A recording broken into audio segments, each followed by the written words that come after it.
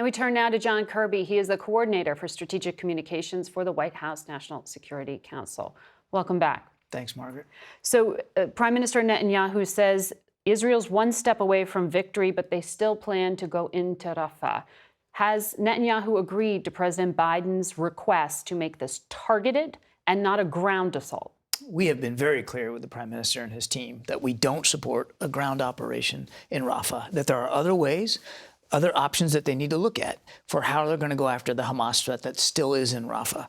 We had a virtual meeting last week. We expect to have an in-person meeting with Israeli counterparts in the next week or so. We're still narrowing down the schedule, where we hope to be able to present in more detail our thinking, some of our alternatives, the kinds of things that we want them to learn from our own experiences about how to do operations of this regard. So, as you heard, the IDF says this is an evolution of the war to draw down some of these troops. Exactly what are they preparing for? Is this for another front in this conflict? Well, I certainly wouldn't speak to IDF operations or their planning one way or another. It's a sovereign military. The indications that we've been getting from them this morning is this is really largely rest and refit for troops that have been on the ground consecutively now for 4 months, and they need a chance to come out. Now, what they'll do with those troops after a rest and refit, I can't speak to. All I can do is say what I said before. We don't support a major ground operation in Rafah. That has not changed, and we're looking forward to having conversations with the Israelis about alternatives to those kinds of operations. You know, there has been a large amount of criticism and skepticism as to how Israel is waging this war in the wake of the deaths of those 7 humanitarians this past week. Yes. You said on Tuesday the U.S. has not found any incidents where the Israelis have violated international law. How far-reaching is the U.S. investigation of Israel? I wouldn't call it a U.S. investigation of Israel. We have a normal process the State Department runs and governs, where they take a look at incidents, particularly those that are operations being conducted by partner countries, and they look at them and they assess them against international law. And they're doing that in real time, Margaret. So some of them they've looked at and concluded, some they're still looking at. So they may be in violation of international law. Thus far, as I said the other day, we've not seen any indication that they have violated international humanitarian law. But we take this seriously. They take it seriously at the State Department, and we'll keep looking at this. Well, the Secretary General of Doctors Without Borders rejected Israel's explanation of what happened in that World Central Kitchen attack. Yeah. Because he lost staff in Gaza, as have other humanitarians, more than 200 dead to date. Take a listen. We do not accept it because what has happened to World Central Kitchen and MSF's convoys and shelters is part of the same pattern of deliberate attacks on humanitarians, health workers, journalists, UN personnel, schools and homes. This is not just about implementing an effective deconfliction mechanism. Our movements and locations are shared, coordinated and identified already. This is about impunity, a total disregard for the laws of war, and now it must become about accountability. This isn't a mistake, he says. This is a deliberate pattern, and he is not the only aid organization to say so. We certainly Will there be accountability? We understand the frustration that they have. We share that frustration, and there have been too many aid workers killed by Israeli operations, and that is why the president was so firm with Prime Minister Netanyahu in their call this week about they've got to change the way they're doing this. And the deconfliction process does matter, because there is already communication between aid workers and the IDF. It's pointless. It's not working. It's clearly failing. Clearly, this broke down. No question about it. We're not arguing that it hasn't.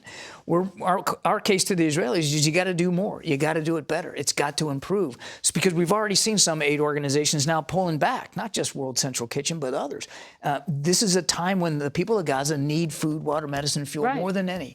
But the president's own national security memorandum stipulates, as you know, that there can't be an impediment to delivery of aid. So is negligence, gross negligence, failure to communicate, failure to follow through to protect these aid workers a violation? Is there any accountability? Certainly those things are not acceptable. And again, that was the tenor and the tone of the conversation that the President had with the Prime Minister. They have taken some measures of accountability here in the immediate wake of the World Central Kitchen. 2 soldiers. Two were fired.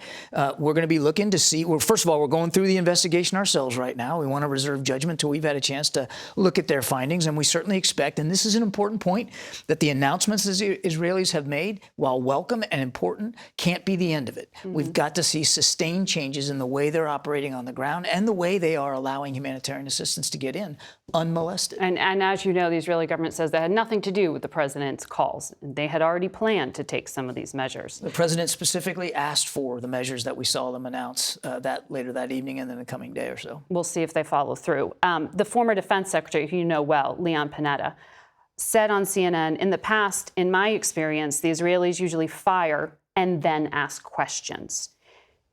Is the Biden administration position still that there should be zero conditions on aid, military aid to Israel? I'm not going to get ahead of the president or decisions he might or might not make going forward. He was very clear in his call with the prime minister that if we don't see some changes in their policies in Gaza and the way they're prosecuting operations, we're going to have to make some changes of our own. You do think these are Israeli policies then to block aid? They get to decide how they prosecute this war. It's their operation. We just talked about them pulling troops out and what that means.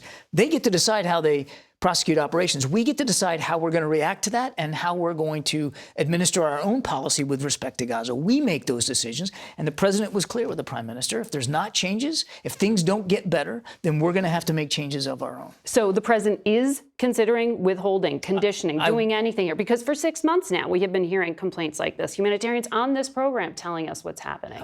Look, again, we see it ourselves. We're not blind to the risks that the aid workers are in, certainly not blind to the suffering that the people of Gaza are going through. And the president, again, was clear. I won't get ahead of him, Margaret. I won't prejudge decisions he will or won't make. Heard from him on this. If he feels so strongly, why isn't the president out there talking about this? You saw his statement after I the read a Prime paper Minister's call with the Prime Minister, and he will continue to talk to the American people and the members of Congress about what we're doing and what we're not doing.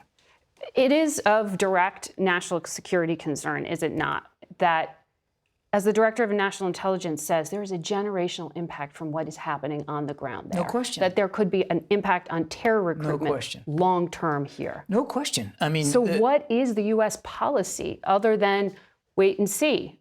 It's not wait and see. I have to take issue with that. That is not the policy at all. Two things can be true at once. You can still be a friend of Israel and make sure that they have what they need to defend themselves. And they do need things. I mean, we're talking about the war in Gaza, rightly so. Completely understand that. But they're under threat. They live in a tough neighborhood. They're under threat from Iran and Iran-backed groups all around. They still have a need to defend themselves. How they do that matters. Yes. How they conduct these operations matters. And that's what we're talking to them about. And we need to see some changes in the how, or we'll have to make some changes in our support. Is there a timeline for when they need to act by? Because we're looking right now. I mean, again, they made some announcements in the few hours after the call. They made some other announcements the next day about opening up crossings. All that's welcome, but we're going to be watching this very, very closely. It has to be sustained and it has to be verifiable. John Kirby, thank you very much for bet. coming on.